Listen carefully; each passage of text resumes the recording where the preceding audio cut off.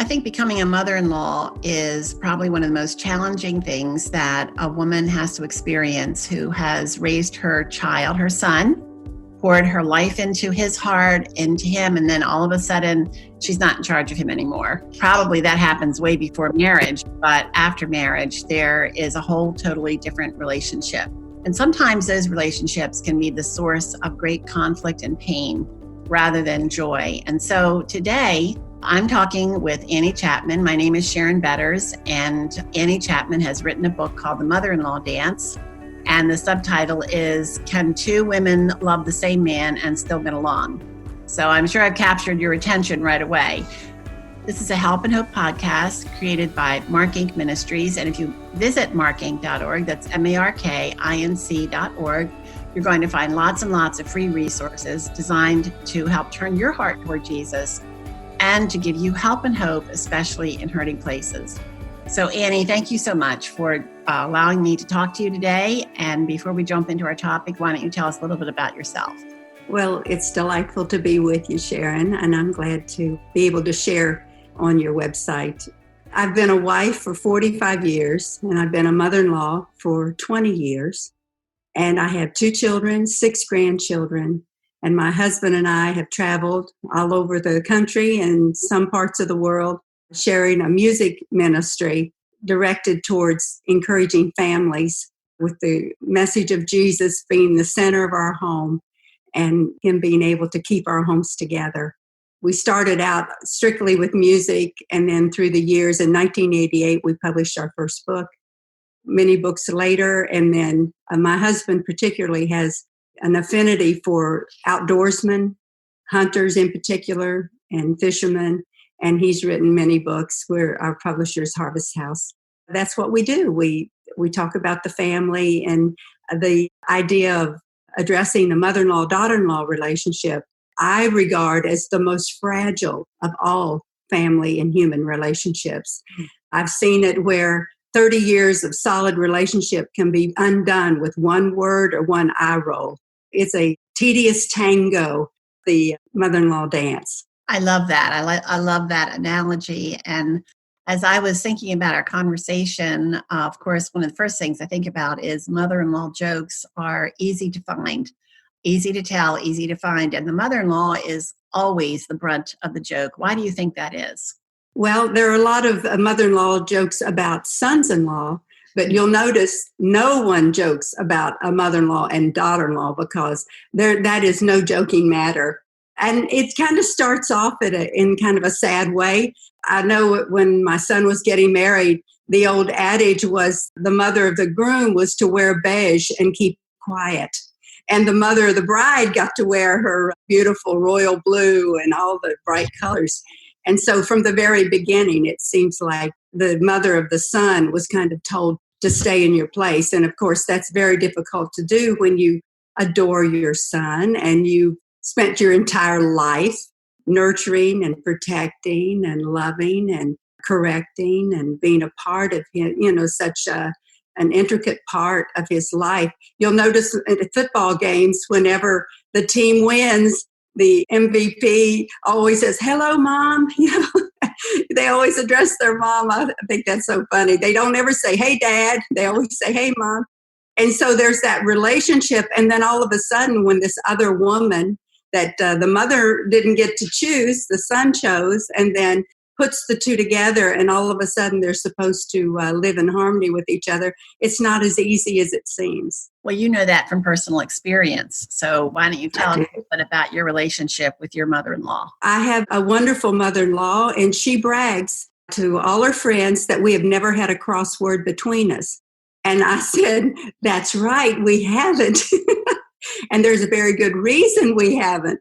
It's because both of us bite our tongue. Both of us have been very careful about what we say. And so through the years, of course, there's always been conflicts or, little things that come up. That's just normal in 45 years. But somehow we've maintained a respect for each other, and we've been able to love each other. And none more than now. She's 91. She had a terrible fall last spring, and her life changed, and all of our lives have changed.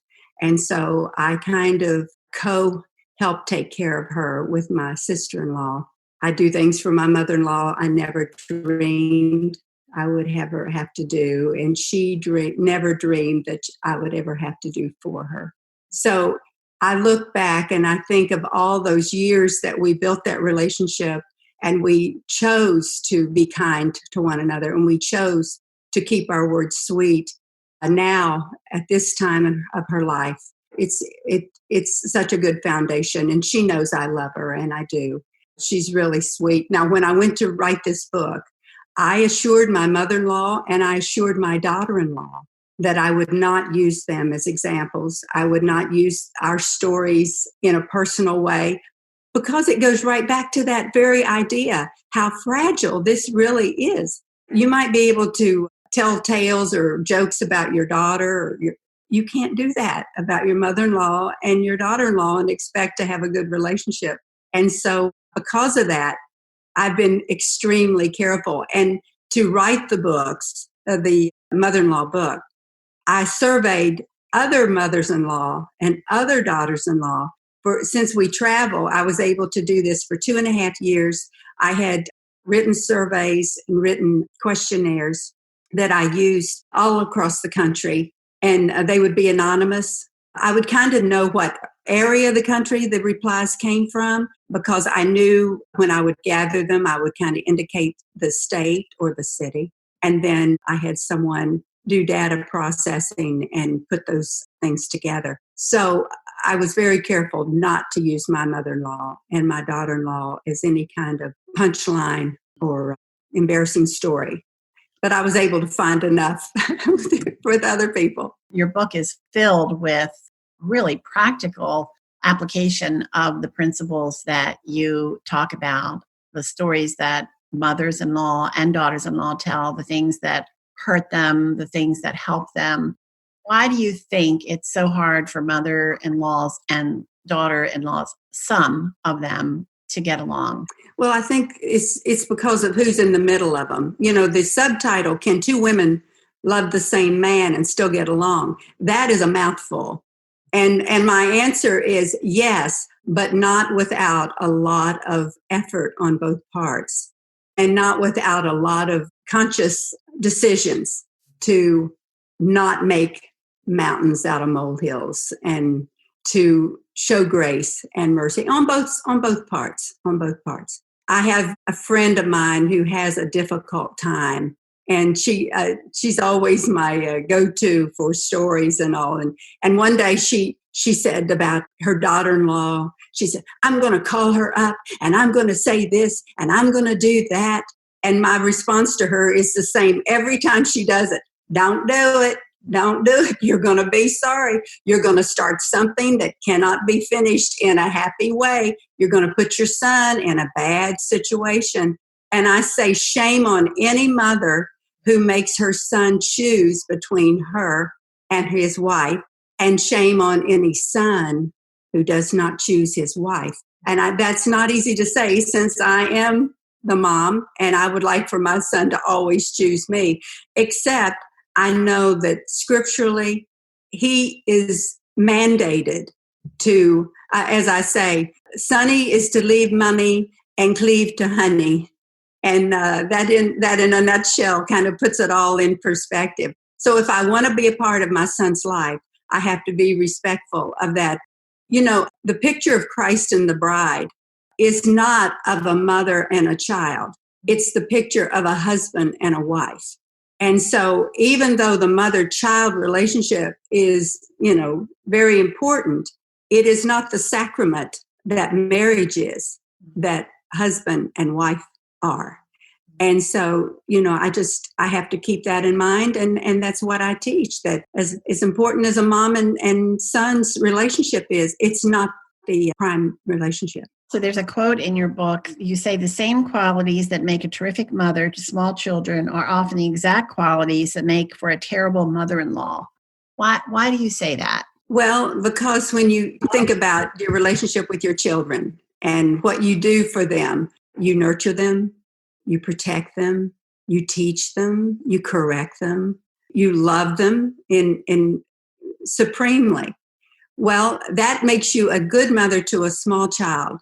But apply that to an adult child, especially an adult child who is married. You're going to nurture them, correct them, protect them, all those things. The mommy faucet has to be turned off at a certain point. And when that child is an adult, you have to step back and let them be an adult. And I know it's hard. There's a picture. I don't even know if I used it in this book, but I've used it in another. And it was a picture that I saw as a child growing up on a farm. I was raised in West Virginia on a dairy farm. And one day I was up in the hayloft and I found a nest of eggs. A chicken had come, an old hen had gone up and laid a nest of eggs that we usually use, to cook with and eat. But she had hidden them and she wanted those to be her little chicks. And so I was up in the hayloft and I was watching and I found the nest as the little baby chicks were beginning to peck out of the shell. And I sat there and watched with just absolute fascination as those little beaks started coming out of that soft shell and they were going to hatch. In my childish compassion, I realized what a struggle it was for those little chickens to shed themselves of that shell. And so I began to very, very easily and gently peel the shell away for them to make it easier for the little chick to rid itself of the shell. And to my horror, I watched as every little chick that I had helped died. And what I didn't realize, it was the struggle to free themselves from the shell that gave them the stamina to live. And when my children were being raised and I would watch the kids struggle, and especially when my son was out on his own and I would be worried, does he have money to pay his rent? And I would pray. And one day I said, oh, Lord, I just want to give him some money and then I won't have to worry about his rent. And I'm just going to give him a lump sum and let him just manage it. And I felt that voice of the Lord, that God whisper saying, do you want him to trust you or do you want him to trust me?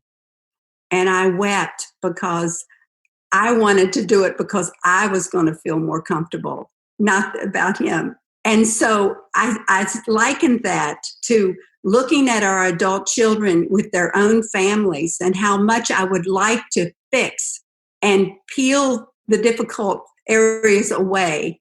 And yet my kindness would kill them. And we have to back off. I want my son to love his wife more than he loves me. I want him to love me, but I really do want him to love his wife supremely and establish his own family. Well, what you're describing is a big transition. And in your book, The Mother-in-Law Dance, you talk about somebody has to take the lead when you're dancing. So who should take the lead in this relationship and what does it look like? Well, I say the mother has to take, or the mother-in-law has to take the lead. And what it looks like is she takes the lead by backing off and letting her son and his wife have their own life. My children live here in town, and yet I don't expect them to come here for Sunday lunch every week. I really do give them a lot of freedom like that. When it comes time for Thanksgiving, I don't expect them to eat 3 or 4 turkeys. I tell them, because Thanksgiving is the big day for my daughter-in-law's family. And that's the day everybody gets together. Christmas is ours. Thanksgiving is theirs. And for so many years, my son tried to work it where he could come here maybe on a Tuesday, and then on Wednesday they could go, and then Thursday. And I said, no. Because my daughter would be at her in-laws for Thanksgiving out of state. And so I said, no, you do not have to come here and eat turkey. You're going to have a Thanksgiving dinner. Don't worry about us. We'll be fine. And so I just tried to give my children the freedom to not worry about me and to not worry about appeasing my need for them to come here for Thanksgiving. And that's just one example. But yeah, I mean, you have to just grow up. You have to not be a baby and not demand from your children. And that is a gift that we give them as a mother, that we do love them. And the gift that we can give them is the freedom to not have to always worry about our feelings and appease us. Well, you kind of covered a little bit of it, but you have interviewed hundreds, maybe thousands of women, daughters-in-law, mothers-in-law.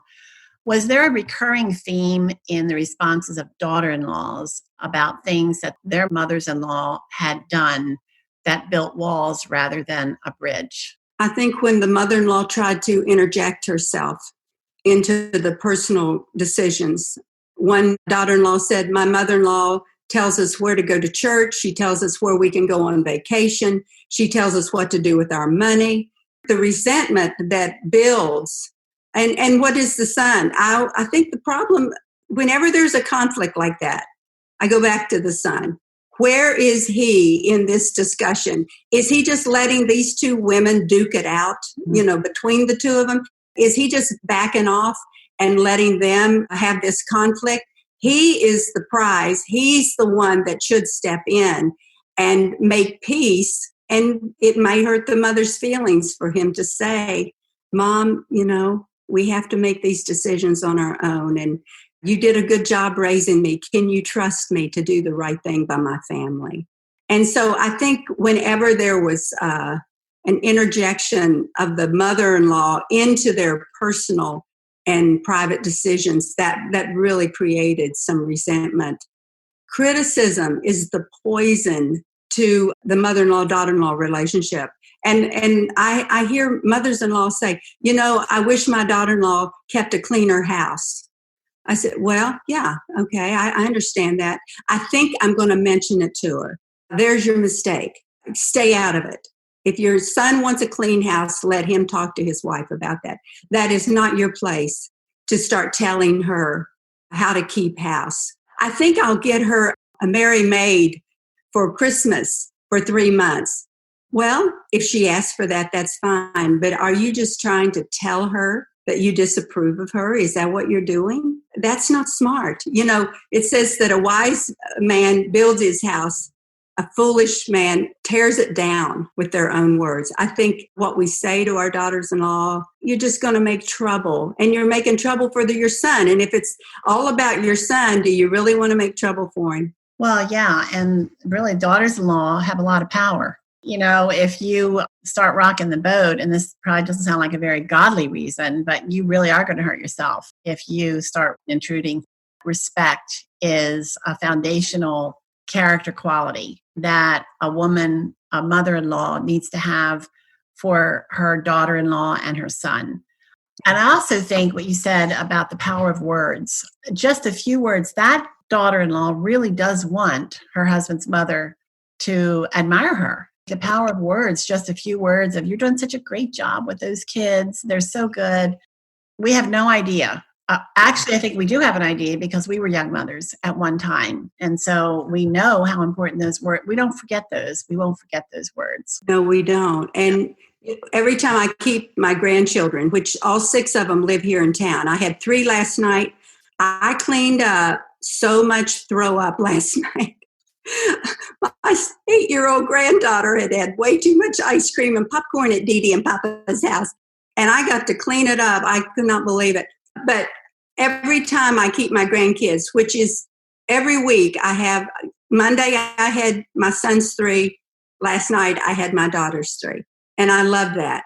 But every time I have them, I always send a report back. These children were so well behaved. They were so respectful. They obey so well. Thank you for doing such a great job with these kids. And I want all 4, my son-in-law and my daughter-in-law and daughter and son, to know how much we do appreciate the way they're raising our kids. Now, I know there's situations where grandparents, their hearts are broken because of how their kids are raised. Boy, that's a different ball of wax, and you'd have to really lightly on that. But I am so grateful. And I do verbally affirm them. And when I disapprove of something, I keep it to myself. I thought about something my mother-in-law used to do.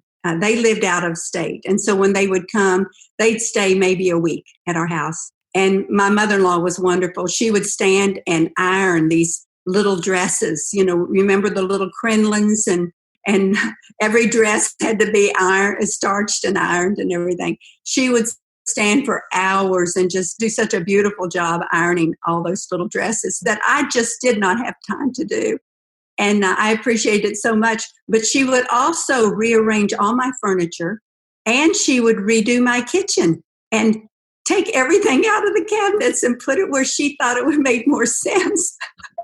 And so one day my mother-in-law said, does it bother you when I change your furniture in your kitchen? And I said, no, it doesn't bother me at all, because as soon as you leave, I put it right back to where I want it to be.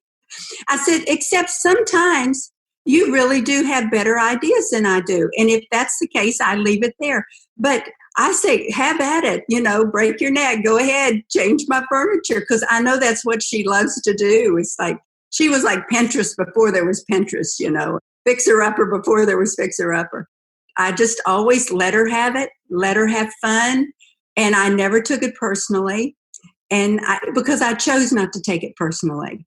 And, I look back on it now, 45 years later, and I'm so glad I didn't kick up a fuss about that stuff, Yeah. I'm glad I didn't. I'm glad I let her have her way, and then I didn't feel the least bit bad about putting it back if I didn't like it. So, and she seemed to accept that too. What you just described, there are some people listening who are cringing right now because they might have a mother-in-law who comes in and moves one thing and that drives them crazy, or might say, well, why are you fixing it like that? Or this is the way we always did things. And they are in a tizzy about it, and they fume about it for weeks. What do you attribute your ability to respond the way that you did to your mother-in-law? What you've described is pretty dramatic. I always wanted to honor my in-laws the same way I wanted to honor my parents. And I felt like a good way of loving my husband was to show respect and honor to his parents. And that's not a one-way street. He did that to my parents too. My parents were farmers in West Virginia, and when they retired, their Social Security was like $235 a month. And nobody could live on that. And my husband, this makes me cry, he wrote them a check every month. He wrote my mom a check and my dad a check so that they wouldn't have to worry. And I said, he loves my parents like that. How could I not show respect and love to his parents in the same way? And then when my mom died, my dad said to Steve, I guess Sylvia's check will stop. And he said, no, it won't. And you know what my dad did with that money? He didn't spend it. He saved it. It was his little safety net. And when he died, he indicated, there's the money that Steve gave. I want it to be given back to him. And what we did was we gave it to our children. We divided it between them. And one paid for a wedding and one paid, on their college for it. But it's not that he needed it to spend. He needed it to feel safe. And so Steve did that for my parents. And so to let his mom rearrange my furniture, that's not a big deal. And now she's a widow and she's so broken. Her body is so broken. And I take care of her and I do things for her that has to be done. And I never wanted you to ever do this. And I said, I know you didn't, but it's okay. It's okay. And I don't believe that relationship would be that way if we had spent the last 45 years or last 40 years snipping and snapping and being big babies toward each other. Well, yeah, you have me in tears too. That's an incredible story. What an example to us and to your family, to your children. It's such a beautiful example of Christ's love. And so I think about the woman who is hearing you and thinking, I don't know how to be like that. I wish I could. I didn't have a good role model. My mother didn't get along with her own mother, let alone her mother-in-law. That's the only thing I ever knew. what you're talking about is so foreign to me. Where do I start? How do I change? Is there a way for me to change? Well, I can't say that that is something that comes natural. I believe it is allowing Jesus to work in our lives. And when we know how much we've been forgiven and how much grace God shows to us through Jesus, I guess that's the only answer I can say, that in Christ all things hold together. He's the one that shows us mercy and grace and forgiveness. And it's because of that we can show grace and forgiveness and mercy to others. I don't think in our humanness that the capacity to put self aside comes so easily. But I think when God is working in us and his love is born in us. I have a friend who's in a nursing home, and for 2 years, I took their supper to them every Tuesday night, every Tuesday. Now she's in a nursing home. And when I would get their meal ready, I would always say, I get to take Jesus his supper. Because in Matthew, it said, when people stand before the Lord, and he said, I was hungry and you didn't feed me. I was lonely and you didn't visit me. I was in prison, And they said, well, when were you hungry? When were you thirsty? When were you lonely? And he said, when you've done it, when you didn't do it to the least of these. And so every time I get to do something for somebody, and I go see my friend that's in the nursing home now, I said, I get to go see Jesus. I'm going to go see Jesus today. And I tell her that. And my mother-in-law, she said, oh, you can't, you're doing this and that. I said, I feel like I get to do this for Jesus. And that makes it all such joy and such a good thing. So I think the key is just letting Jesus work in us and letting his love shine through us. And it takes away some of the self part that makes us want to lash out at other people. It really is a life of dying to self. I think making the choices over and over and over again, instead of giving in to our anger or frustration, then we have this opportunity to die to that temptation and to replace it with what you have described as the love of Jesus. But how would a woman start if she's never heard this before? Even her girlfriends are encouraging her to despise her mother-in-law, or the mother-in-law to despise her daughter-in-law. Where would a woman in that place begin? Because like you said, it's not something that you can work up. How can she tap into that power that you've talked about, where God is the one who is doing it through you? I just think it's surrendering. It's giving our will over. I have a chapter in the mother-in-law book called Boxer's Dance Too. And it's about being kind to people who are not kind back. You can do this dance. It's always more fun when both want to do it right. But when one doesn't, you can still do it. And I had a friend whose mother-in-law was a real stinker. And she introduced her to her friends as, this is my fat daughter-in-law. Yeah. That's like the unpardonable sin. But she said, and because she had one daughter-in-law that was very trim, and then she was not as slender. And so she would call her fat daughter-in-law. They had 2 biological children. She had an adopted child. She would say, these are my real grandchildren instead of the adopted child. She was horrible to her son. She said, how did I expect her to be nice to me if she wasn't even nice to her own son? And so she was just terrible. Now, she had been widowed before she had married and had her children. It was a rough life. She didn't have a good home life. She was just a very bitter person. One day, this woman, and she said, I did some things. I wanted her to have a relationship with her grandchildren, but it's like she didn't want them in her house because she had white furniture and, these are kids. So she said, I would say, let's meet at McDonald's and let the kids play, and we can have lunch there. That way she didn't impose on them to make a meal. The kids didn't make her house dirty. And so then she said she would send her little funny stories in the mail and just things that she thought were, humorous. trying to keep things lighthearted. And she made sure she never spoke disrespectfully to her. She tried to always be nice to her, even though her mother-in-law was just a bitter, mean woman. There's just no way to get around it. Well, what happened? And this is a true story. She died unexpectedly. And when they came in to the house, her house was just like she had left it. She had gone outside and she had died. So when they came to the house, on the mirror by the in the bathroom, there were post-it notes.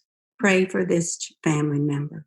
Pray for that family member. When you went to the sink, she had little notes. Pray for this family member. They did not realize that she prayed for them, that she really did love them, until they saw her without all of the mask, without all of the facade, without the wall that she had built around herself. And she said all of those post-it notes and messages, she said, I can't tell you how glad I was.